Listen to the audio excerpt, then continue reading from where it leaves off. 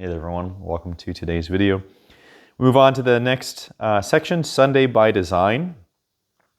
And we ultimately start talking about inner peace. Right? Inner peace allows us to be at peace with disagreeable people. Inner peace is a treasure that cannot be taken from you.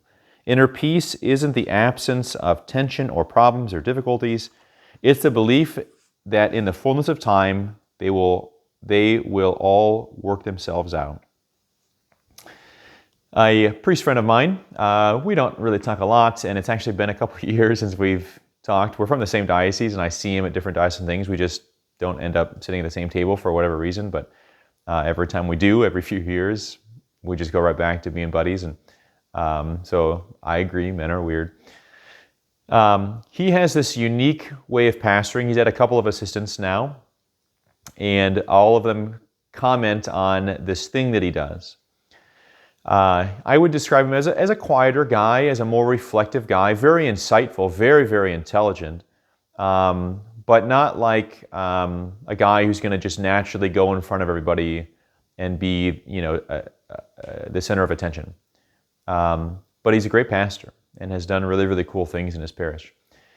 One of the things that his assistants have commented on that he does is when things blow up, every parish, there's always some blow up about something, whether that's once a month or, once a year or whatever.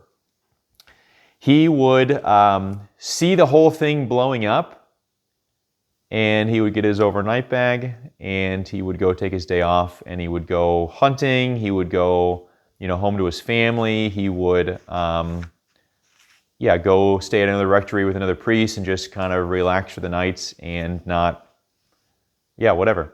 We might say that he sounds like he's running away. Again, for me, that would be me running away, but he and I are very, very different. Because all these things, what they commented on, he would do that, and he would come back and ask, so where do we stand now? And most of the time, not every time, but most of the time, the people involved with it had kind of worked out the situation.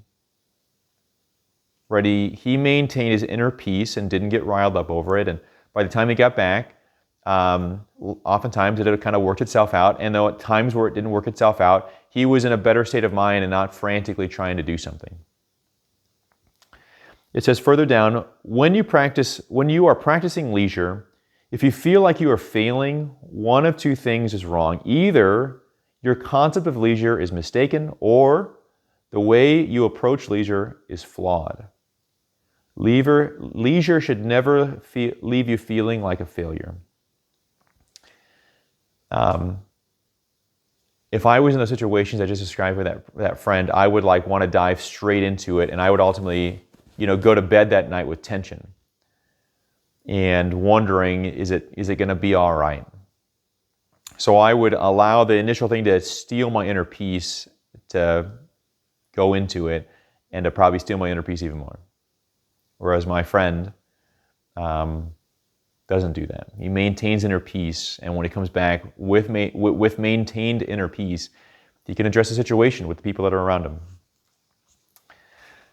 All the more I realize the need for leisure in my own life. I hope that you're seeing it in your life too. We have to reclaim the Sunday, and we have to do it by design. Happy Lent, and God bless you.